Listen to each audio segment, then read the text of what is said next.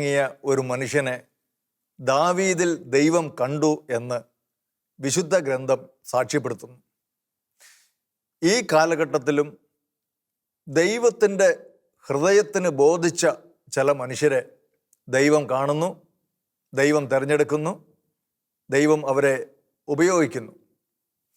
കഴിഞ്ഞ 30 വർഷക്കാലത്തിലധികമായി പോട്ട ഡിവൈൻ ധ്യാനങ്ങളിലൂടെ നമുക്കേവർക്കും സുപരിചിതനായിട്ടുള്ള ബഹുമാനപ്പെട്ട ബ്രദർ ജോയ്ക്കുട്ടി ഷെക്കേന ടെലിവിഷൻ്റെ തീ പിടിച്ചവർ എന്ന ഈ ശുശ്രൂഷയിലൂടെ നമ്മളോട് തൻ്റെ തീ പിടിച്ച അനുഭവങ്ങൾ പങ്കുവയ്ക്കുവാനായിട്ട് കടന്നു വന്നിരിക്കുന്നു. ബ്രദറെ, സ്വാഗതം. ഈ കോവിഡ് മഹാമാരിയുടെ ഒരു കാലഘട്ടത്തിലാണല്ലോ ഇപ്പോൾ നമ്മളെല്ലാവരും ജീവിച്ചിരിക്കുന്നത്. ഡിവൈൻ ധ്യാന കേന്ദ്രവുമായിട്ട് ബന്ധപ്പെട്ട് ഏതാണ്ട് 75-ലധികം ആൾക്കാർക്ക് കോവിഡ് ബാധിക്കുകയും നമ്മുടെ പ്രിയപ്പെട്ട ആൻ്റണി ഫെർണാണ്ടസ് ബ്രദർ നമ്മളിൽ നിന്ന് വേർപിരിഞ്ഞു പോവുകയും ചെയ്ത വലിയ വേദനാജനകമായ ഒരു അനുഭവത്തിലൂടെയാണ് നമ്മൾ കടന്നു പോയിക്കൊണ്ടിരുന്നത്. ഈ കാലഘട്ടത്തിൽ ബ്രദറിൻ്റെ ശുശ്രൂഷ എങ്ങനെയാണ് ഈ സമയത്ത് നോക്കിക്കാണുന്നത്? ബ്രദർ ഇപ്പോൾ പറഞ്ഞതുപോലെ നമ്മുടെ ആൻ്റണി ഫെർണാണ്ടസ് ബ്രദറിൻ്റെ മരണം ഞങ്ങളെ സംബന്ധിച്ചിടത്തോളം ഞങ്ങൾക്കത് ഏറെ വേദന ഉണ്ടാക്കുന്ന കാര്യമാണ്. രാവിലെ എൻ്റെ ഭാര്യ 5 മണിക്ക് ബ്രദർ മരിച്ചു എന്ന് പറയുമ്പോൾ അത് കേട്ടാണ് ഞാൻ എഴുന്നേൽക്കുന്നത്. വസ്തുത ഞാൻ പൊട്ടിക്കരയുകയാണ് ചെയ്തത്. ആ സമയത്ത് വളരെ സങ്കടം ഉണ്ടാക്കിയ ഒരു കാര്യമായിരുന്നത്.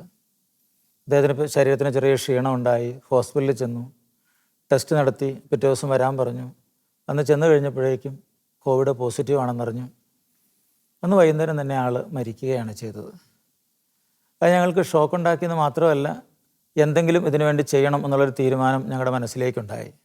ഉണ്ടാകാനായിട്ടുള്ള കാരണം, ഞങ്ങൾ വളർത്തിയ ഒരു മോള്, ആ മോളുടെ ഭർത്താവ് അവന് ഇറാന് പോകാൻ വേണ്ടിയിട്ട് ഒരു വിസയൊക്കെ റെഡിയായി പോകാൻ വേണ്ടി എയർപോർട്ടിൽ നിൽക്കുമ്പോൾ, നേരത്തെ ടെസ്റ്റ് നടത്തിയിരുന്നു, എയർപോർട്ടിൽ എത്തിയപ്പോഴാണ് റിസൾട്ട് വരുന്നത് പോസിറ്റീവ് ആണെന്നുള്ള കാര്യം. അവർ വിളിച്ചിട്ട് ഇങ്ങനെ പറഞ്ഞു, ഇനി ഞങ്ങളെ നോക്കണ്ട, ഞങ്ങൾ മരിക്കാൻ പോവുക. ജീവിതത്തിൽ അത്രയും നൈരാശ്യമായി, അത്രയും പ്രയാസമായി. അവർ കടലിൽ പോയി മീൻ പിടിച്ചാണ് അവർ ജീവിച്ചുകൊണ്ടിരുന്നത്. വിദേശത്തും മീൻ പിടിക്കാൻ വേണ്ടി തന്നെയാണ് പോകുന്നത്. അപ്പനില്ല, അമ്മയില്ല, അങ്ങനെ ഒരു അന്തരീക്ഷത്തിൽ അവർ വളർന്നു വരുന്നു. അപ്പോൾ ആ സാഹചര്യത്തിൽ ഞങ്ങൾ മരിക്കാൻ പോവുക. അവർക്ക് ഏക പ്രതീക്ഷയുള്ളത് ഞങ്ങളാണ്. അപ്പോൾ അവർ രക്ഷപ്പെടാൻ പോകുന്ന അവസ്ഥയിൽ ദൈവം പോലും കൈവിട്ടല്ലോ എന്ന് പറഞ്ഞ് മരിക്കാനായിട്ട് തീരുമാനമെടുത്തപ്പം ഞങ്ങൾ പറഞ്ഞ് മരിക്കരുത്, അവർക്ക് കോവിഡ് പോസിറ്റീവാണ്, 2 പേർക്കും പോസിറ്റീവ് ആയിരിക്കുന്നു.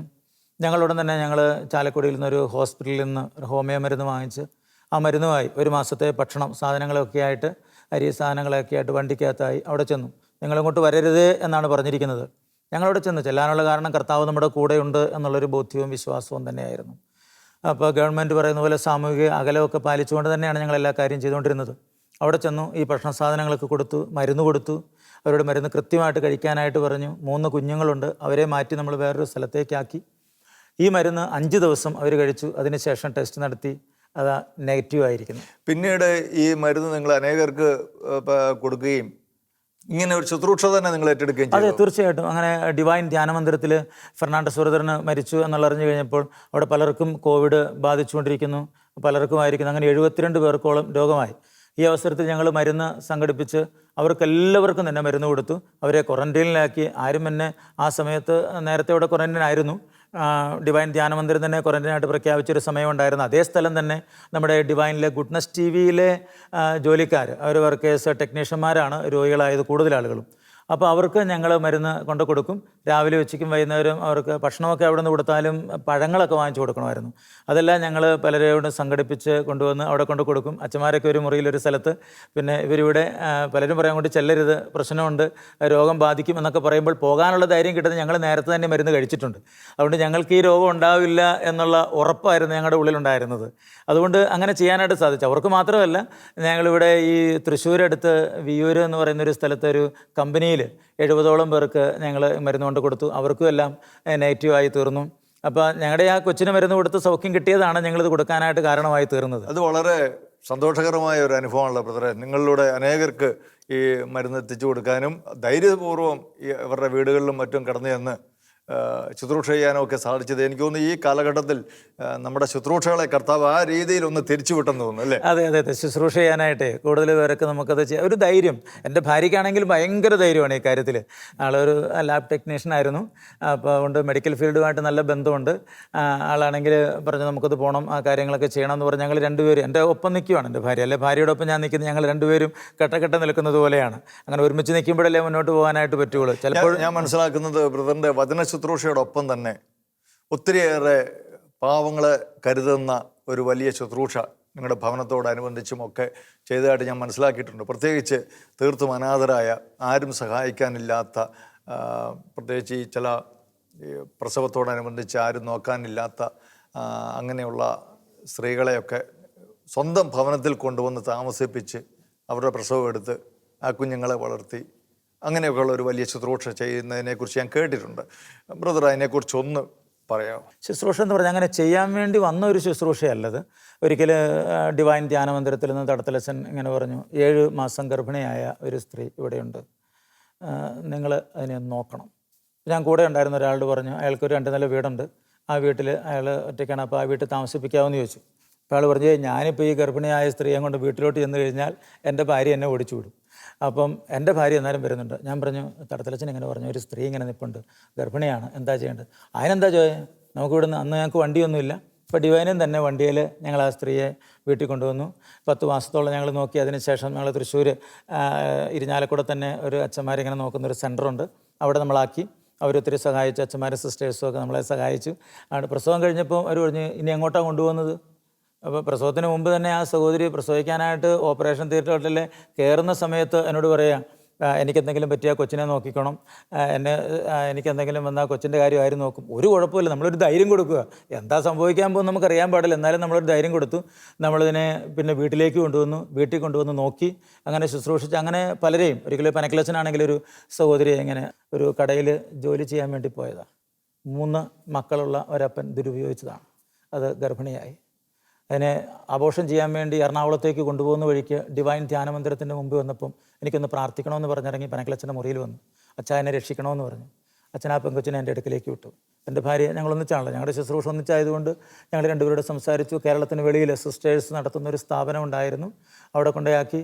അത് പ്രസവിച്ചു. അതിനൊരു ആങ്കൊച്ച് ഒരു 3-4 വർഷം കഴിഞ്ഞപ്പോൾ ഒരു തമിഴ് ക്രിസ്ത്യാനി പയ്യന് അവളെ കല്യാണം കഴിച്ചു. അവരുടെ ജീവിതം സേഫായി. അങ്ങനെ ചില റിസ്ക് എടുത്ത് നമുക്ക് ചെയ്യാൻ പറ്റുന്ന ചില കാര്യങ്ങൾ. എനിക്ക് തോന്നുന്നു അന്ന് ഈ തടത്തലച്ചൻ ഈ 7 മാസം ഗർഭിണിയായ ഒരു സ്ത്രീയെ കയ്യിലോട്ട് ഏൽപ്പിച്ച് തന്ന് അത് പിന്നീട് അതൊരു ശുശ്രൂഷയായിട്ട് മാറുകയാണ് ചെയ്തത്. എങ്ങനെ ഈ സ്വന്തം വീട്ടിൽ ഇങ്ങനെയുള്ളവരെയൊക്കെ കൊണ്ടുവന്ന് താമസിപ്പിച്ചു? അതിന് മാത്രം വലിയ വിശാലമായ സൗകര്യമുള്ള വീട് വല്ലതും ഒക്കെ ആയിരുന്നു? അല്ല, അതൊരു കുഞ്ഞു വീടായിരുന്നു, നമുക്കൊരു കുഞ്ഞ് ഓട് വീടായിരുന്നു. പക്ഷെ നമ്മുടെ മനസ്സ് വലുതായിരുന്നു. ആ മുറിക്കകത്തെല്ലാം ആളുകൾ എപ്പോഴും നിറഞ്ഞത്. ഡിവൈനിൽ ആദ്യം നമുക്ക് ഈ സെൻ്ററൊന്നും ഇല്ലാതിരുന്ന സമയത്ത് തടത്തലച്ചാണെങ്കിൽ മാനസിക രോഗികളായിട്ടുള്ള ആളുകളെ ആണെങ്കിൽ നമുക്ക് സ്ത്രീകളെ അവരെ വീട്ടിലേക്ക് കൊണ്ട് സ്ത്രീകളെയാണ് നമ്മൾ കൂടുതൽ വരെ നോക്കിയിട്ടുള്ളത്. ഇതിൽ നിന്ന് നമുക്ക് നമ്മുടെ പ്രേക്ഷകർക്ക് കൊടുക്കാവുന്ന ഒരു വലിയ സന്ദേശമുണ്ട്. നമ്മുടെ ഭവനം ചെറുതാണെങ്കിലും നമ്മുടെ ഹൃദയം വലുതാണെങ്കിൽ, ഒരുപക്ഷെ ഞാൻ തുടക്കത്തിൽ പറഞ്ഞു, ദാവീദിൻ്റെ ജീവിതത്തിൽ ദൈവം കണ്ട ആ നന്മ, ദൈവത്തിൻ്റെ ഹൃദയത്തിനിണങ്ങിയ ഒരു മനുഷ്യനെ, വാസ്തവത്തിൽ എനിക്ക് തോന്നുന്നു ജോയ്ക്കുട്ടി ബ്രദറിൽ ദൈവം കണ്ട ഒരു നന്മ ഇതാണ്, ഈ അനേകർക്ക് ഇടം കൊടുക്കാനുള്ള ഒരു ഹൃദയവിശാലത. അതിനെ ദൈവം മാനിക്കുക. അതെ അതെ, ചിലപ്പോൾ 20-22 പേരൊക്കെ വീട്ടിൽ താമസിച്ചിട്ടുണ്ട്. 22 പേരൊക്കെ വീട്ടിൽ താമസിച്ചിട്ടുണ്ട്. നിങ്ങളുടെ വീട് എത്ര സ്ക്വയർ ഫീറ്റ് വലിപ്പമുള്ള, അല്ലെ എത്ര മുറികളുള്ള വീട്? ചെറിയ കൊച്ചു മുറികളാണെങ്കിൽ അന്ന് 3-4 മുറികളുണ്ട്. കുഞ്ഞു മുറിയാണ്, 5 മുറിയേ ഉള്ളൂ. കുഞ്ഞു മുറികളാണ്, എല്ലാം ചെറിയ മുറികളാണ്. ചെറിയ ഓടിട്ടുള്ള ഒരു കുഞ്ഞു വീടല്ലേ, അതിനകത്താണ് നമുക്ക് അതിനകത്ത് ഹാളിലൊക്കെ കിടന്ന് അങ്ങനെ എല്ലാവരും കൂടെ ആയിട്ട് അങ്ങനെ ഒരു കുഴപ്പമില്ലാതെ. അന്നത്തെ കാലത്തൊക്കെ പിന്നെ കുഴപ്പമില്ലായിരുന്നു. ഗവൺമെൻറ്റിൻ്റെ ഭാഗത്ത് നിന്ന് ഒരു സപ്പോർട്ട് ഉണ്ടായിരുന്നു, പോലീസുകാരുടെ ഭാഗത്ത് നമുക്കൊരു സപ്പോർട്ട്. എൻ്റെ ഭാര്യ ഒരു രോഗിയെ കിട്ടിയത് ചാലക്കുടി പാലത്തിൻ്റെ അവിടെ കമിഴ്ന്ന് കിടക്കുന്ന ഒരു സ്ത്രീ, സാരി മാത്രമേ കാണുന്നുള്ളൂ. ചെന്ന് നോക്കിയപ്പോൾ ഒരാൾ കമിഴ്ന്ന് കിടക്കുക. അതിനെ എടുത്തിട്ടപ്പോഴത്തേക്ക് അത് എവിടെയോ ടൂറ് പോയപ്പം ആൾക്കൂട്ടത്തിൽ നിന്ന് കൂട്ടം തെറ്റിപ്പോയി അങ്ങനെ പെട്ടുപോയത്, കിടക്കുവാടെ. പോലീസുകാരുടെ സഹായത്താലാണ് അതിനെ വീട്ടിൽ കൊണ്ടുവന്നത്. അതിനെ വീട്ടിലേക്ക് കൊണ്ടുവരുമ്പം ഓട്ടോറിക്ഷ നിറക്കി ഞാനൊരു തരത്തിൽ പിടിച്ച് ആളുകൂടെ പിടിച്ച് മുറിക്കകത്തേക്ക് കൊണ്ടുവന്ന് മുടി മുഴുവനും ആണെങ്കിൽ ചേട്ട പിടിച്ച് വേനൊക്കെയായിട്ട് ഭക്ഷണം പോലും കഴിക്കാൻ പറ്റാതെ, പിന്നെ കുറച്ച് കഞ്ഞിവെള്ളം കൊടുത്ത് അങ്ങനെ കൊടുത്ത് കുറേ കഴിഞ്ഞപ്പോഴത്തേക്കും ആരോഗ്യമായി. 2-3 ദിവസം വീട്ടിൽ താമസിച്ചു. അതിനുശേഷം അതിനെ ഞങ്ങൾ റെയിൽവേ സ്റ്റേഷനിൽ കൊണ്ടുവിടുക. അത് തൂത്തൂട്ടി അങ്ങനെ ഒരു ഭാഗത്ത് കുറേ ദൂരത്ത് നിന്ന് വന്നിരുന്നത്. അങ്ങനെ അവിടുന്ന് വന്നായിരുന്നു. ട്രെയിനിലോട്ട് കയറി തിരിഞ്ഞിട്ട് പറയുക, ഞാൻ ദൈവത്തെ കണ്ടിട്ടാവട്ടെ പോണേന്ന്. ഒരു ടാറ്റ തന്നിട്ട് അവർ പോവുക. അവരുടെ കയ്യിൽ കുറച്ച് പൈസയൊക്കെ ഉണ്ടായിരുന്നു. ഞങ്ങളതുപോലെ തന്നെ സൂക്ഷിച്ച് എന്നെ കൊടുത്ത് എല്ലാം വിട്ട് എന്നെ പറഞ്ഞു വിട്ടു. അങ്ങനെ ചെയ്യുമ്പോൾ ഒരു ആനന്ദം, നമുക്കൊരു സന്തോഷം നമ്മുടെ ഉള്ളിൽ. അങ്ങനെ ആരും ഇല്ലാത്ത ഒത്തിരി പേര് നമ്മുടെ വീട്ടിൽ വന്ന് താമസിച്ച് കടന്നു. ശരിക്കും ഇതിനൊക്കെയുള്ള ഒരു പ്രചോദനം കിട്ടുന്നത് പൗലോസ്ലീഹ പറഞ്ഞ ക്രിസ്തുവിൻ്റെ സ്നേഹം ഞങ്ങളെ നിർബന്ധിക്കുന്നു എന്ന് പറയുന്നത്. അങ്ങനെ ഒരു നിർബന്ധമാണോ വാസ്തവത്തിൽ ഇതൊക്കെ ചെയ്യിക്കാൻ? അതായത് നമുക്ക് ഉള്ളിൽ ഒരു ഭയങ്കര ഒരു ആനന്ദം പോലെ നമ്മൾ അറിയാണ്ട് അങ്ങ് ചെയ്തു പോകുന്ന, ചെയ്യാൻ വേണ്ടി ചെയ്യുന്നതല്ല, നമ്മളങ്ങനെ ചെയ്തു പോവുക. അല്ല, ചെയ്യാതിരിക്കാൻ പറ്റുന്നില്ല. അതാണ് കറക്റ്റ്. നമുക്ക് ചെയ്യാതിരിക്കാൻ പറ്റും. ഇവരെ കണ്ടു കഴിയുമ്പോഴേക്ക് നമുക്കത് ചെയ്യാതിരിക്കാൻ പറ്റാത്ത പോലെ. ഒരിക്കൽ ഞാനും എൻ്റെ ഭാര്യയും കൂടെ ബസ്സിൽ ഇങ്ങനെ യാത്ര ചെയ്യുമ്പോൾ ഒരു സ്ത്രീ സാരി അങ്ങനെ കമ്പിയിലിട്ടിട്ട് ഒരു ഭാഗം മാത്രം നഗ്നത മറച്ചുകൊണ്ട് റോട്ടിൽ നിൽക്കുകയാണ്. റോട്ടിലെ പൈപ്പിലെ വെള്ളം കൊണ്ട്. ഞങ്ങൾ ബസ്സിൽ യാത്ര ചെയ്യുക. ഭാര്യ പറഞ്ഞു ഇതുകൊണ്ട് ഒരു സ്ത്രീ നിൽക്കുന്നത്. പെട്ടെന്ന് ഞങ്ങൾ ഇവിടെ താഴെ ഇറങ്ങി. താഴെ ചാടിയിട്ട് ഒരു സാരി വാങ്ങിച്ചിട്ട് അതിന് കൊടുത്തു. അതിന് ഒറ്റ സാരിയേ ഉള്ളൂ. അപ്പോൾ അത് ഉണങ്ങാൻ വേണ്ടിയിട്ടാണത് ആ പൈപ്പിൻ്റെ ചുവട്ടിൽ നിന്ന് കഴുകിയിട്ട് അങ്ങനെ ചെയ്യുന്നത്. ഞങ്ങൾ ആ സാരി വാങ്ങിച്ചു കൊടുത്തു. അത് വളരെ സന്തോഷത്തോടെ, ഒരു മാനസിക രോഗിയായിരുന്നത്, സന്തോഷത്തോടെ ആ സാരി വാങ്ങിച്ച് ആ സാരി ഉടുത്തു. അപ്പോൾ നമുക്കൊരു സന്തോഷമായി. നഗ്നനെ ഉടുപ്പിക്കണമെന്ന് കർത്താവ് പറഞ്ഞിട്ടുണ്ട്. അങ്ങനെ വചനം ഉള്ളിൽ ഓർത്തിട്ടൊന്നും അല്ല നമ്മൾ ചെയ്യുന്നത്. നമ്മൾ ചെയ്തു പോവുക, അറിയാതെ നമ്മൾ അങ്ങനെ ചെയ്തു പോവുകയാണ്. ഇതിൻ്റെ എല്ലാം വാസ്തവത്തിൽ ഇതിനൊക്കെ പ്രചോദനം നമുക്ക് കിട്ടുന്നത് എന്തുകൊണ്ടാണ്? കർത്താവിൻ്റെ വചനം സ്വീകരിക്കാൻ പറ്റി, ഈശോയെ കണ്ടുമുട്ടി, അങ്ങനെ ആ കർത്താവിനെ കണ്ടുമുട്ടിയ ഒരു അനുഭവം ഉണ്ടല്ലോ, അതൊന്ന് പറയാമോ?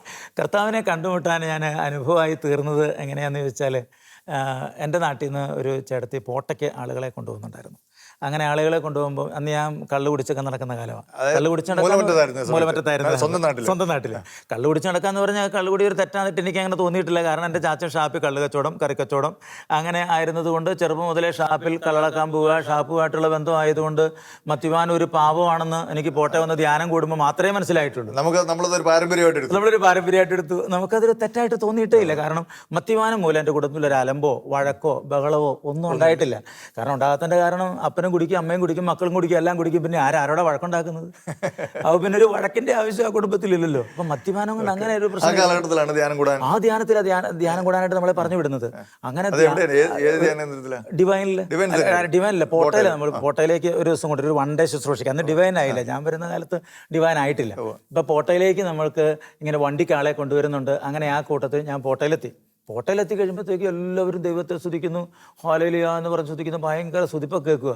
നമുക്കങ്ങനെ ഒരു സ്തുതിപ്പ്, പരിചയമില്ലാത്തൊരു സ്തുതിപ്പ്, ഒരു സാധാരണ പ്രാർത്ഥനയൊക്കെ വണ്ടേ പങ്കെടുത്ത് കഴിഞ്ഞപ്പോൾ എനിക്കൊരു തോന്നലുണ്ടായി. ഇങ്ങനെയാണ് നേരെ തിരിച്ച ചിന്തയുണ്ടായത്. ഇത് ആളുകളെ വണ്ടിക്ക് കൊണ്ടുവരുന്നുണ്ടല്ലോ, എനിക്കും വണ്ടിക്ക് ആളുകളെ ഇവിടെ കൊണ്ടുവന്നു കഴിഞ്ഞാൽ, അന്നെൻ്റെ മനസ്സിലെ ചിന്ത എന്ന് പറഞ്ഞാൽ സേവനത്തിലൂടെ ജീവിതമാർഗം കണ്ടെത്തുക. അങ്ങനെ ഒരു ചിന്തയോടുകൂടിയാണ് പോട്ടയ ആശ്രമത്തിലേക്ക് പിന്നെ വണ്ടിക്ക് ഞാൻ ആളുകളെ കൊണ്ടുവരാൻ തുടങ്ങിയത്. ഓരോ തവണ ആളുകളെ കൊണ്ടുവരുമ്പോഴും എന്തെങ്കിലും 10 രൂപ ഉണ്ടാകുമെന്ന് കരുതിയിട്ട് നഷ്ടമല്ലാണ്ടൊന്നുമില്ല. അവസാനം ഞാൻ അവിടെ ഇരുന്ന് പ്രാർത്ഥിച്ചു, ദൈവം എനിക്ക് പൈസ ഒന്നും ഉണ്ടാക്കണ്ട, എനിക്ക് നിന്നെ ഒന്ന് അറിഞ്ഞാൽ മതി എന്ന് പറഞ്ഞു. അതൊരു ദൈവാനുഭവത്തിന് കാരണമായി തീർന്നു. അങ്ങനെ പോട്ടയ്ക്ക് ആളെ കൊണ്ടുപോയി ഒരു പെന്തക്കോസുകാരൻ പറഞ്ഞു, രക്ഷപ്പെടണമെന്ന് ആഗ്രഹമുണ്ട്, ഞങ്ങളുടെ കൂട്ടത്തിൽ കൂടിക്കോളാൻ. അപ്പം ഞാനവിടുത്തെ ഇത്രയും കാലം കത്തോലിക്ക സഭയിൽ നിന്നിട്ട് എങ്ങനെ പെന്തക്കോസിലേക്ക് പോകുന്നത്? നമ്മുടെ സഭയിൽ നിന്ന് തന്നെ എന്തെങ്കിലും ഒരു ദൈവാനുഭവം കിട്ടുവാണെങ്കിൽ കിട്ടണമല്ലോ എന്ന് കരുതി പ്രാർത്ഥിക്കാൻ തുടങ്ങി. ദൈവമേ എനിക്കൊരു ദൈവാനുഭവം തരണമേ, പരിശുദ്ധാത്മാവ് എന്നിലേക്ക് വരണമേ. അങ്ങനെ ഈ പോട്ടയിൽ നിന്ന് കിട്ടിയ ഒരു അഭിഷേകത്താൽ വീട്ടിലിരുന്ന് ഇങ്ങനെ പ്രാർത്ഥിക്കാൻ തുടങ്ങി. അങ്ങനെ 3 മാസം ഇരുന്ന് പ്രാർത്ഥിച്ചു. അങ്ങനെ പ്രാർത്ഥിച്ച് 3 മാസം തികയുന്ന എൻ്റെ തലേ രാത്രി ഞാനൊരു പ്രകാശം കാണുക. അന്ന് ഞാനിങ്ങനെ പ്രാർത്ഥിച്ചു, ദൈവമേ എന്നോട് സംസാരിക്കണമേ എന്ന് പറഞ്ഞ് കിടക്കുക. അങ്ങനെ കിടക്കുമ്പോൾ മുറിക്കകത്തൊരു വലിയ പ്രകാശം. അത് സ്വപ്നത്തിലാണോ ദർശനത്തിലാണോ എന്നൊന്നും എനിക്കത് വ്യക്തമല്ല. അങ്ങനെ ഒരു നല്ലൊരു പ്രകാശം കണ്ടു. ആ പ്രകാശം കാണാനായിട്ട് കാരണം, ആ പ്രകാശത്തിൻ്റെ നടുവിൽ ഞാൻ ദൈവത്തോട് ചോദിച്ച ചോദ്യം, കർത്താവ് അങ്ങ് സഭയിലുണ്ടോ, അങ്ങ് കൂദാശയിലുണ്ടോ, അങ്ങ് തിരുവോസ്തിയിലുണ്ടോ? എൻ്റെ ബുദ്ധിയോട് എനിക്കറിയാം ഉണ്ടെന്നുള്ളത്, പക്ഷേ എനിക്കത് വെളിപ്പെടുത്തി തരണം. അങ്ങനെ പറഞ്ഞ് പ്രാർത്ഥിക്കുമ്പം എൻ്റെ ഇടവകപ്പള്ളിയുടെ സക്രാരി തന്നെ തുറക്കുന്നു. സക്രാരിക്കുള്ള തിരുവോസ്തിരൂപനായ കർത്താവ്, ഈ തിരുവോസ്തി അങ്ങ് പ്രകാശിക്കുകയാണ്.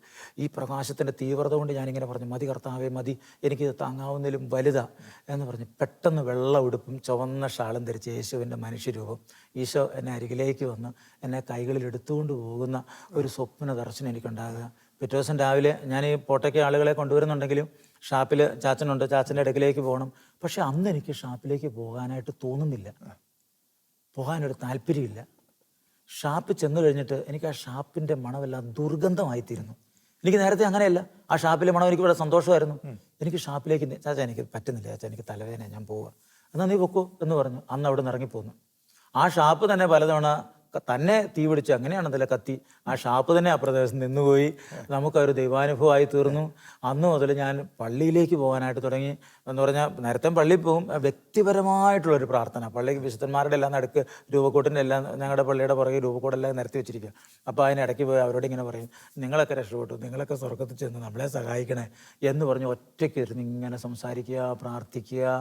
അങ്ങനെ ഒരു ദൈവാനുഭവം. കുർബാനയ്ക്ക് കൂടുമ്പോൾ കൈ ഉയർത്തി പ്രാർത്ഥിക്കുക, ശബ്ദത്തിൽ പ്രാർത്ഥിക്കുക. അതെൻ്റെ ഒരു ചേഞ്ച് എനിക്ക് മനസ്സിലായി. വളരെ ശബ്ദത്തിൽ നമ്മൾ പ്രാർത്ഥിക്കുക, ബൈബിൾ വായിക്കുക. ജോയ്ക്കുട്ടി ബ്രദർ ബോധപൂർവം ചെയ്തതല്ല, അല്ല തനിയെ ഇങ്ങോട്ട് വന്നോണ്ടിരിക്കും. അങ്ങനെ ചെയ്യാനായിട്ട് എങ്ങനെ വരുന്നു? അങ്ങനെ ഒരു പ്രേരണ കിട്ടുന്നു, നമ്മൾ അങ്ങനെ തന്നെ ചെയ്യുന്നു. ഇതിനിടയ്ക്ക് ചാച്ചനും ഒക്കെ ഒരു മാനസാന്തരത്തിന്റെ ഞാൻ നവീകരണത്തിലേക്ക് വന്നു കഴിഞ്ഞപ്പോൾ ചാച്ചനെ ഷാപ്പിൽ തന്നെയാണല്ലോ ജോലി ചെയ്യുന്നത്. അപ്പോൾ ഞാൻ വീടുകളിൽ പോയി പ്രാർത്ഥിക്കുന്നു. അങ്ങനെ ശുശ്രൂഷ ചെയ്ത് മുന്നോട്ട് പോകുന്ന സമയത്ത് ചില ആളുകൾ എന്നോട് ഇങ്ങനെ പറഞ്ഞു, നീ ആദ്യം നിൻ്റെ അപ്പനെ മാനസാന്തരപ്പെടുത്തും, അതിനുശേഷം ഞങ്ങളെ മാനസാന്തരപ്പെടുത്താനായിട്ട് ഇങ്ങ് വന്നാൽ മതി എന്ന് പറഞ്ഞപ്പം അന്ന് എനിക്ക് പറയാനായിട്ട് എങ്ങനെയാണ് തോന്നിയത്, 3 വർഷം ഈശോ യൂദാസിൻ്റെ കൂടെ ഉണ്ടായിരുന്ന യൂദാസിനൊരു മാറ്റം ഉണ്ടായില്ല.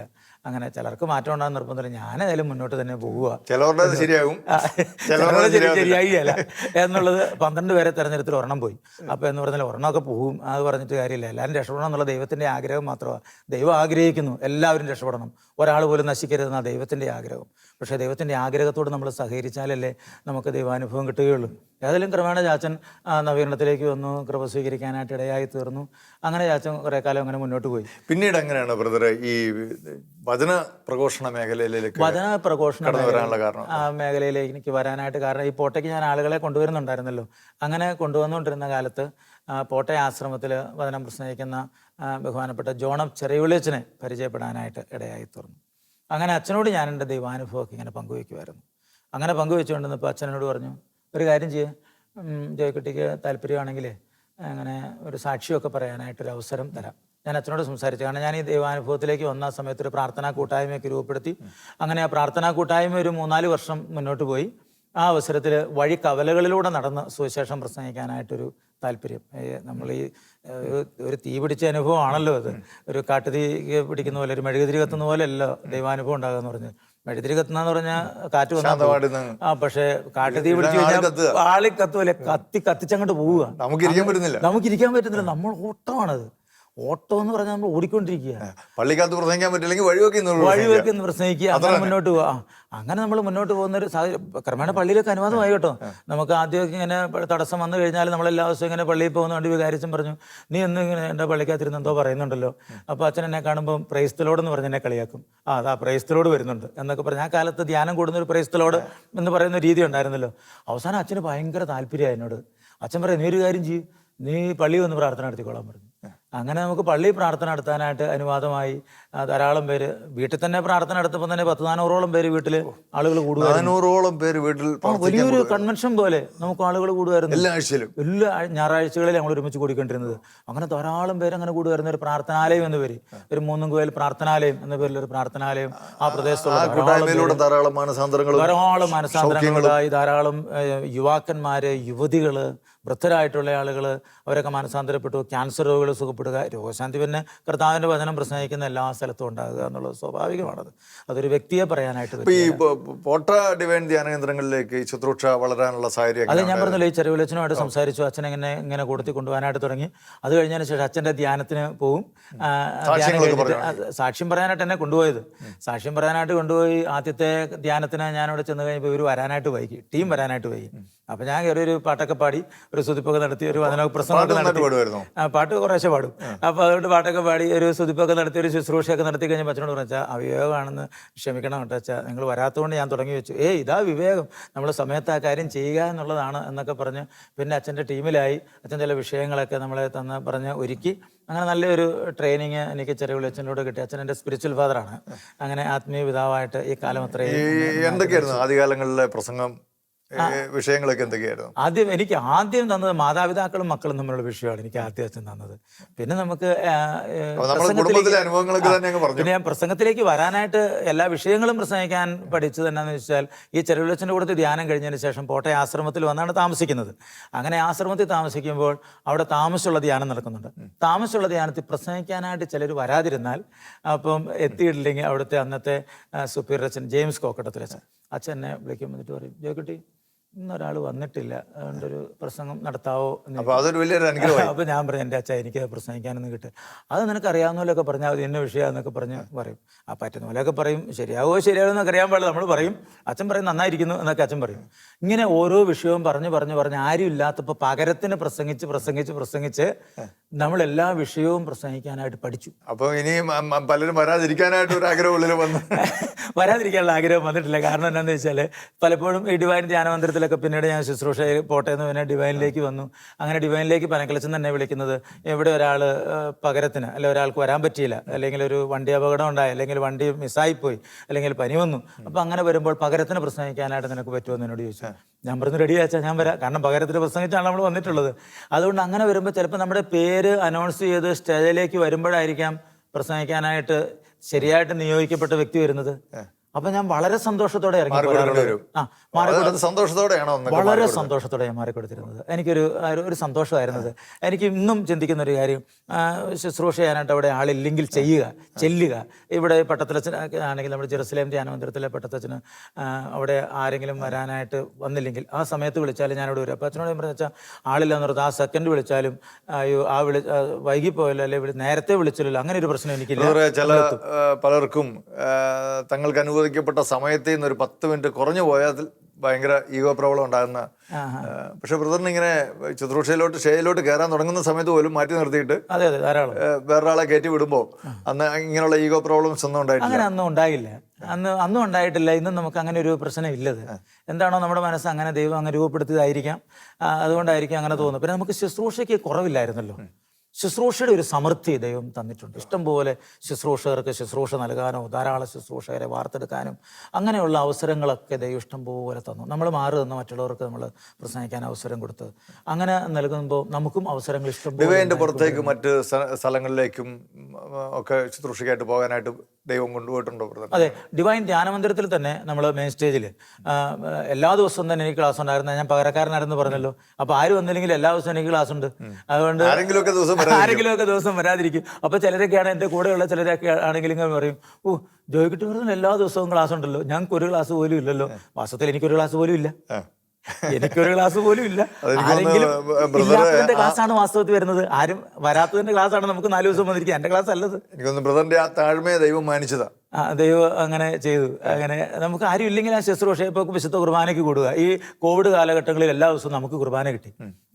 ഗുഡ്നസ് ടിവിയിൽ കുർബാനയ്ക്ക് കൂടാനായിട്ട് ആളുകളില്ലാതിരുന്നത് കൊണ്ട് നമ്മളെ വിളിച്ചു. അങ്ങനെ കുർബാനയിൽ നമ്മൾ കൂടി ശുശ്രൂഷയായിട്ട് കുർബാന കൊടുത്തു. ഏത് ശുശ്രൂഷയാണെങ്കിലും നമുക്കൊരു ആനന്ദമാണല്ലോ, സന്തോഷം. വിശുദ്ധ കുർബാനയിൽ ശുശ്രൂഷയായിട്ട് കൂടാൻ പറ്റുന്നൊരു ഭയങ്കര സന്തോഷമാണല്ലോ. ഞാൻ വചനപ്രസംഗത്തിൽ എന്നെ അറിഞ്ഞതിനേക്കാൾ കൂടുതൽ ഇപ്പോൾ ഓരോ ടൗണിൽ കൂടെ ചെല്ലുമ്പോൾ കുർബാനയ്ക്ക് കൂടുന്ന ബ്രദറല്ലേ ഇന്ന് വഴി നിൽക്കുന്ന ആളുകൾ, എന്തോരം ആളുകൾ വിശുദ്ധ കുർബാനയോട് താല്പര്യമുള്ള ആളുകൾ നമുക്ക് മനസ്സിലാക്കാൻ പറ്റും. ഇപ്പം ഞാനിങ്ങനെ വഴിയിലൂടെ പോകുമ്പോൾ ഏതെങ്കിലും കടയിൽ ചെല്ലുമ്പോൾ കുർബാനയ്ക്ക് കൂടുന്ന നല്ല ചേച്ചിമാരാണെങ്കിലും ചേട്ടന്മാരാണെങ്കിലും പ്രായമുള്ളവരാണെങ്കിലും കുട്ടികളാണെങ്കിലും അവരിങ്ങനെ കൈവൂപ്പി. ബ്രദറെ ടി വി കണ്ടായിരുന്നു കേട്ടോ, ടി വി കണ്ടായിരുന്നു. ബ്രദറിന്റെ കുടുംബജീവിതത്തിലേക്ക് വന്നാൽ അതാണല്ലോ നമ്മളെ ഏറ്റവും കൂടുതൽ ചേർത്ത് നിർത്തേണ്ടത്. നമുക്ക് ഏറ്റവും വലിയ ദൈവാനുഭവം ഉണ്ടാകേണ്ടത് കുടുംബത്തിലാണല്ലോ. ബ്രദർ ഒരു അക്രൈസ്തവ സഹോദരിയാണ് വിവാഹം കഴിച്ചിരിക്കുന്നത് എന്നറിയാനായിട്ട് സാധിച്ചു. എങ്ങനെയായിരുന്നു അങ്ങനെ ഒരു വിവാഹബന്ധത്തിലേക്ക് വരാനുള്ള കാരണം? എന്നെ സംബന്ധിച്ചിടത്തോളം ഒരു അക്രൈസ്തവ സഹോദരി എന്ന് പറയാനായിട്ട് പറ്റിയില്ല. കാരണം നായിക്കമലോചിന്റെ ടീമിൽ ശുശ്രൂഷ ചെയ്യുന്ന ഒരാൾ, ഞാൻ കാണുന്ന കാലം മുതൽ നായിക്കമലോചിന്റെ ടീമിൽ ശുശ്രൂഷ ചെയ്യുന്ന ഒരാൾ. വിവാഹം കഴിക്കുന്നതിന് മുമ്പ് സഹോദരി ക്രിസ്തീയ വിശ്വാസം സ്വീകരിച്ച ആളായിരുന്നു. ഞാൻ കാണുമ്പം ആള് മാമോദിസ സ്വീകരിച്ചിട്ടുണ്ടെന്നാണ് മനസ്സിലാക്കുന്നത്. അപ്പോൾ ഒരു കുഴപ്പമില്ല, കാണുന്നൊരു സ്റ്റേജിൽ നിൽക്കുന്നു, ശുശ്രൂഷ ചെയ്യുന്നു. ഞാൻ ചെറുവിളച്ചൻ്റെ ടീം അംഗവും ആള് നായിക്കമലോചിൻ്റെ ടീം അംഗവും. നായിക്കമലോചനാണ് എനിക്ക് കല്യാണം ആലോചിക്കുന്നത്. അപ്പോൾ ആലോചിക്കുന്ന കാര്യം വന്നപ്പോൾ ഞാൻ പറഞ്ഞു വെച്ചാൽ എനിക്ക് അങ്ങനെ ഒരു താല്പര്യമില്ല. അപ്പൊ അത് വല്ലോ പ്രേമമാണെന്ന് ഞാനൊക്കെ പറഞ്ഞാലോ എന്ന് ഓർത്ത് അത് വേണ്ട എന്ന് ഞാൻ പ്രത്യേകം പറഞ്ഞു. താല്പര്യമില്ല. അപ്പൊ അച്ഛൻ പറഞ്ഞു കർത്താവ് അങ്ങനെ പറയുന്നുണ്ട്, ആലോചിക്കുക, പ്രാർത്ഥിച്ചു. അച്ഛൻ പറഞ്ഞു പ്രാർത്ഥിച്ചിട്ട് മതി, പ്രാർത്ഥിച്ചു നോക്കുക. ഞാനിപ്പം അടുത്ത ആഴ്ച ബാംഗ്ലൂർക്ക് പോവാണ്, പോയിട്ട് തിരിച്ചു വരുമ്പോഴത്തേക്കും തീരുമാനം പറഞ്ഞാൽ മതി എന്ന് പറഞ്ഞു. വന്നിട്ട് ഞാൻ അച്ഛൻ്റെ അടുത്തോട്ട് പോയില്ല, കാരണം തീരുമാനം പറഞ്ഞു, എനിക്ക് താല്പര്യമില്ല. അപ്പൊ അതുകൊണ്ട് വിവാഹം കഴിക്കണമെന്ന് തന്നെ താല്പര്യമില്ലായിരുന്നു. വിവാഹം കഴിക്കണമെന്ന് എനിക്ക് താല്പര്യം ഉണ്ടായിരുന്നു. കാരണം വിവാഹം കഴിക്കണമെന്ന് എനിക്ക് താല്പര്യം ഉണ്ടായിരുന്നു. അപ്പൊ അതുകൊണ്ട് ഇങ്ങനെ പറഞ്ഞു കഴിഞ്ഞപ്പം സമയമെടുത്തു. വീണ്ടും ഞാൻ അച്ഛൻ്റെ അടുത്ത് ചെന്നു. അച്ഛനോട് പറഞ്ഞു, അച്ഛൻ എനിക്ക് താല്പര്യമാണ്. അപ്പോൾ അച്ഛൻ്റെ കയ്യെ പിടിച്ചതിന് ശേഷം അച്ഛനോട് പറഞ്ഞു, ഞാനൊരു 15,000 രൂപ അങ്ങോട്ട് തരുക. ഇത് ശ്രീധനമാണ്, ഇത് തീറ്റയ്ക്കും കുടിക്കുന്നതല്ല, ഇത് ശ്രീധനമായിട്ട് ഞാൻ തരുക. ഞാനത് വാങ്ങിച്ച് സന്തോഷമായിട്ട് അതിൽ നിന്ന് ഞങ്ങൾ അങ്ങോട്ട് സാമ്പത്തികമായിട്ട് ഉയരാൻ ദൈവം അങ്ങോട്ട് ഇടയാക്കി അങ്ങോട്ട്. അതിനുശേഷം ഞങ്ങളുടെ ആ ഓടുവീടൊക്കെ മാറ്റി നല്ല വീട് പണിയാനും ഒത്തിരി പേർക്ക് താമസിക്കാനും ഈ നമ്മുടെ വീട്ടിൽ താമസിച്ച് കെട്ടിച്ചു വിട്ട ആളുകളൊക്കെ ഉണ്ടല്ലോ, അവർക്കൊന്ന് വരാനും പോകാനും ഒക്കെ സൗകര്യമായി തീർന്നു. എല്ലാം അത് ഞങ്ങൾ ഒരു സ്ഥലം മേടിക്കാൻ ഇടയായി. അതൊരു സർപ്പക്കാവായിരുന്നു, അത് ആർക്കും വേണ്ടാതെ സെൻറ്റിന് 7250 രൂപയ്ക്ക് ഒരു 32 സെൻറ്റ് സ്ഥലം മേടിക്കാനൊക്കെ ദൈവം ഇടയാക്കി. അതും പലരും എൻ്റെ നാട്ടുകാർ തന്ന കുറച്ച് പൈസ തന്ന് സഹായിച്ചു. ആ സ്ഥലം തന്നെ 2 വീതം വെച്ച്, ഒരു വീതം ബാങ്കിൽ വെച്ച് കഴിയുമ്പോൾ കിട്ടിയ പൈസ അവർക്കെല്ലാം വാങ്ങിച്ചവർക്കെല്ലാം പൈസ തിരിച്ചു കൊടുത്തു. ആ ബാധ്യതകളൊക്കെ അങ്ങ് അവസാനിപ്പിച്ചു. അങ്ങനെ വാസ്തവത്തിൽ നായ്ക്കുമ്പളച്ചും തന്ന അതിലൂടെ ഞങ്ങോട്ട് ഉയരുകയായത്. അതുകൊണ്ട് അച്ഛനെ കാണുമ്പോൾ ഇടയ്ക്കിടയ്ക്ക് ഞാൻ പറയും, അച്ഛാ അനുഗ്രഹമായ അച്ഛാ, അനുഗ്രഹമായ അച്ഛാ. അച്ഛൻ പറയും, ആ ദൈവം നയിച്ചോളും, ദൈവം നയിച്ചോളും എന്ന് പറഞ്ഞ് ഞങ്ങളെ അങ്ങനെ നയിച്ചു. വീട് പണിയുടെ സമയത്താണ് അച്ഛൻ ഞാൻ പറഞ്ഞ, അച്ഛാ ഒരു സ്ഥലം വിറ്റിട്ട് വീട് പണി, സ്ഥലം വിറ്റിട്ടൊന്നും വീട് പണിയണ്ട, ഹല്ലേലൂയ പറഞ്ഞ് വീട് പണിതാൽ മതി എന്ന് പറഞ്ഞു. ഹല്ലേലൂയ പറഞ്ഞ് വീട് പണിതാൽ മതി. അങ്ങനെ ഹല്ലേലൂയ പറഞ്ഞ് തന്നെ വീട് പണി പൂർത്തിയാക്കാം. അതൊരു പുതിയ അറിവാണല്ലോ ബ്രദറെ. പൈസ ഇല്ലാണ്ട് തുടങ്ങിക്കളാൻ, കടം മേടിക്കണ്ട, ഒന്നും ഒരു പൈസ മേടിക്കണ്ട, കടം മേടിക്കണ്ട, ഒന്നും വേണ്ട, വീട് പണി തുടങ്ങിക്കോ. ഇത് നമ്മളെ കേൾക്കുന്ന ഒരുപാട് പേർക്ക് വലിയൊരു പ്രചോദനമായി തീരേണ്ട കാര്യം. ഹല്ലേലൂയ പറഞ്ഞാൽ വീട് പണി തീരും, മനസ്സിൽ തീരും, ഉറപ്പാ. ആ വീട്ടിലാണ് ഇപ്പോൾ ഈ അനേതരായിട്ടുള്ള മക്കളെയൊക്കെ കൊണ്ടുവന്ന് താമസിപ്പിച്ച് ശുശ്രൂഷയൊക്കെ ചെയ്യുന്നത് അല്ലേ? ആ വീട്ടിലേക്ക് നമ്മൾ കുറച്ചു കാലം കൂടെ കൊണ്ടുവന്നു. അതിനുശേഷം മോളുടെ കല്യാണം വരെയും ഞങ്ങൾ ശുശ്രൂഷ തുടങ്ങി. എത്ര മക്കളുണ്ട്? ഞങ്ങൾക്ക് ഒരു മോളെ ഉണ്ടായിരുന്നു. മോളുടെ കല്യാണം കഴിഞ്ഞു, അവൾക്ക് ഒരു കൊച്ചായി. എന്ത് പറ്റി ഒരു മോള് പിന്നീട്? ഞങ്ങൾക്ക് കുറെ കുഞ്ഞുങ്ങളെ വേണം എന്നുള്ള ആഗ്രഹമുള്ള കൂട്ടത്തിലായിരുന്നു. അപ്പം ആ കുഞ്ഞിന് തന്നെ ഓപ്പറേഷൻ കോംപ്ലിക്കേറ്റഡ് ആയിരുന്നു. അങ്ങനെ മൊത്തം 32 സ്റ്റിച്ചും, അങ്ങനെ 2 വർഷത്തേക്ക് കുഞ്ഞുങ്ങൾ ഉണ്ടാകാതെ ശ്രദ്ധിക്കണമെന്ന് ഡോക്ടർ പറഞ്ഞു. അതിനുശേഷം പിന്നെ കുഞ്ഞുങ്ങൾ ഉണ്ടായില്ലേ. അപ്പൊ ഞങ്ങൾ ആ തന്നതിനെയും കൊണ്ട് അങ്ങ് സന്തോഷിച്ചു. ഈ ധാരാളം കുഞ്ഞുങ്ങളെ ദൈവം ഞങ്ങൾക്ക് തരികയും ചെയ്തു. ഒരുപാട് മക്കളെ ദൈവം നമുക്ക് തന്നു. അപ്പച്ചാന്ന് വിളിക്കാനും പപ്പാന്ന് വിളിക്കാനും അപ്പച്ചാന്ന് വിളിക്കാനും അങ്ങനെ കുറെ പിള്ളേരെ ദൈവം നമുക്ക് തന്നു. അതുകൊണ്ട് കുഞ്ഞുങ്ങൾ ഇഷ്ടം പോലെ ഞങ്ങൾക്ക് ഉണ്ട് ഇപ്പം വാസ്തവത്തിൽ. ഇപ്പൊ വീട്ടിൽ എത്ര പേരുണ്ട് ഇങ്ങനെ? അല്ല, ഇപ്പം ഞാൻ മോളുടെ കല്യാണം കഴിഞ്ഞതിന് ശേഷം, മോളുടെ കല്യാണം വരെ ഞങ്ങൾ ഈ ആളുകളെ വീട്ടിൽ നോക്കിക്കൊണ്ടിരുന്നത്. കല്യാണം വന്നപ്പോഴത്തേക്കും വേറൊരു വീടുമായിട്ട് നമ്മളൊരു ബന്ധത്തിലേക്ക് വരികയാണല്ലോ. അവരുടെ മാനസികാവസ്ഥ നമുക്കറിയാൻ പറ്റുകയില്ലോ. എങ്ങനെ ആരുമില്ലാത്തവരെ സ്വീകരിക്കുന്ന ഒരു മനസ്സാണോ എങ്ങനെയാണോ എന്ന് നമുക്ക് അറിയാനായിട്ട് പറ്റുകയില്ലല്ലോ. അപ്പോൾ അതുകൊണ്ട് കുറച്ച് കാലത്തേക്ക് ഞങ്ങൾ ആ ശുശ്രൂഷ അവിടെ വീട്ടിലുണ്ടായിരുന്ന ആളുകളെയൊക്കെ നമ്മൾ വേറെ രീതിയിൽ കുറച്ച് സ്ഥലമൊക്കെ സംഘടിപ്പിച്ച് 2-3 വീടൊക്കെ വെച്ച് അവരെ അങ്ങ് താമസിപ്പിച്ചു. അങ്ങനെ വേറെ സ്ഥലത്തേക്ക് നമ്മൾ അവരെ മാറ്റി. ശുശ്രൂഷ തുടർന്നുണ്ട്. ആവശ്യം അനുസരിച്ചാണല്ലോ ഞങ്ങളുടെ ശുശ്രൂഷ എന്ന് പറയുന്നത്. ആര് ആവശ്യക്കാർ വരുന്നോ നമ്മുടെ മുമ്പിൽ വരുന്നവരെ ഞങ്ങൾ ഒഴിവാക്കിയാൽ ഒരിക്കലും. ഇന്നും വളരെ സന്തോഷത്തോടെ ഈ ശുശ്രൂഷയിൽ നിങ്ങൾ മുന്നോട്ട് പോയിക്കൊണ്ടിരിക്കുക. തീർച്ചയായിട്ടും ഞങ്ങൾക്ക് 2 പേർക്കും ഒരേ മനസ്സാണ്. ദൈവ ശുശ്രൂഷയുടെ കാര്യത്തിൽ ഞങ്ങൾ ഏറെ സംസാരിക്കുന്നത് കർത്താവിൻ്റെ കാര്യം, ദൈവത്തിൻ്റെ കാര്യം. ബ്രദറെ, ഒത്തിരി സന്തോഷമുണ്ട് ഷെക്കന ടെലിവിഷൻ്റെ പ്രേക്ഷകരുമായിട്ട് ബ്രദറിൻ്റെ ഈ തീപിടിച്ച അനുഭവങ്ങൾ പങ്കുവെച്ചിട്ട്. എനിക്ക് ഉറപ്പുണ്ട് ഇത് ഒരുപാട് പേർക്ക് വലിയ പ്രചോദനമായി തീരുമെന്നുള്ള കാര്യത്തിൽ എനിക്ക് നല്ല ഉറപ്പുണ്ട്. പ്രിയപ്പെട്ടവരെ, നമുക്ക് അടുത്ത ആഴ്ചയിൽ ജോയ്ക്കുട്ടി ബ്രദറിൻ്റെ സഹധർമ്മിണിയുമായിട്ട് നന്ദിനി ചേച്ചിയുമായിട്ട് നമുക്ക് ഒരുമിച്ച് സംസാരിക്കാം. എനിക്ക് തോന്നുന്നത് ജോയ്ക്കുട്ടി ബ്രദറിനേക്കാൾ കുറച്ചുകൂടെ തീപിടിച്ച അനുഭവമുള്ള ആളാണ്. പ്രാർത്ഥനയോടെ നമുക്ക് കാത്തിരിക്കാം. കർത്താവ് അതുവരെ നമ്മളെ കൃപയിൽ സൂക്ഷിക്കട്ടെ. Praise the Lord.